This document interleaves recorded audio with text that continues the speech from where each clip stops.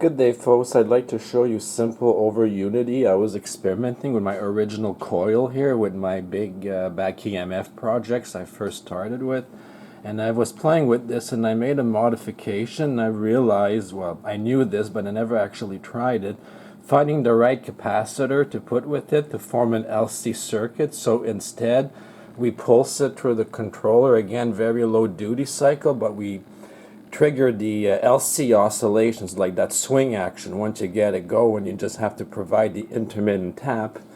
And of course I've got the diode here, with the inductive kickback. And what I got is I have the meter here, which this meter here is in line with the input current of the controller and pulse. It's all on one supply, and it's a 12-volt power supply. And on this meter here I have it on the output. Okay, so we'll be able to measure live. I've never did quite a test like this before on a video, where you'll be able to see the input current versus the output current here. And when Bedini was doing this, folks, he made it very clear that this stuff, you can't run any very traditional stuff off of it. And that's true to some extent, but I've noticed that when you add the capacitor, it does something different to the whole system. And it's like, what happens is, if you're running basically, I don't know how to explain it, but if you're going to use the back EMF side to power resistive inductive loads like motors and such, it works actually quite fantastic. It'll be a hit and miss, but you'll realize that there's a lot more things that we realize could operate off of this energy here that Bedini did not cover. And I will show you this. So I will plug this in. The controller's already programmed. So here we're at, I found the sweet spot, 64 Hertz, 3% duty cycle. I know I'm hitting it pretty strong because the neon is blinking here, which means I've got over 100 volts of EMF action going on here. So here's the meter here set to the amps mode.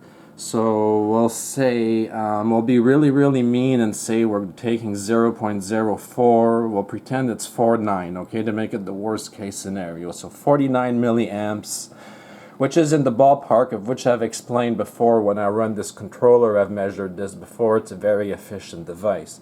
So let's turn on the other meter, which is connected to the output side. So we've got our voltage measurement here. You have to remember, even though we're just tapping into it, the meter has its own resistive load too, so that'll slightly affect it. But our voltage is springing over 12 volts, ignoring a lot of the voltage that's actually going back into the transistor over here. And we see our current spike here is we're getting over 100, on average 150 milliamps for, so I could even zoom out of this here just to show you both of them at once here. So the controller stays relatively input and stable, and what I've noticed is when I turn off the controller, just having the voltage regulator and everything on here, this will go down to about 25 milliamps. So the whole controller takes about 25 milliamps, and when it's running and pulsing, I guess you could say it doubles what it needs. So again, I just wanted to show you this, and of course I want to show you how we could actually run stuff live off of this EMF if it's pulsed through a capacitor here. So see, look at the motor. No problems, folks. So this is a real typical DC motor running off of the oscillations from this coil here. So I just thought I'd bring note to that. It's not necessarily just gas lamps that'll light up with this kind of power. If you're into experimenting, we don't only necessarily need to just charge batteries. We could actually use this energy live to provide work as well. And as you can see, still didn't affect. So what I'm getting at is what you do on the back EMF side doesn't affect, I keep saying back EMF, but I'm sure you know what I mean, the inductive kickback. And it doesn't affect the input drain at all. Because we're tapping on the LC resonance, I had to, again, with the capacitor, it altered the sweet spot, essentially. In my beginning, I did 180 Hertz. The capacitor brought down the tune frequency a little bit.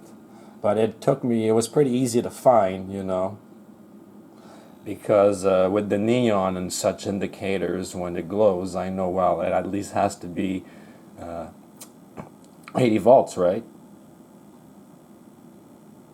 So I hope you enjoy, and let me know what you think.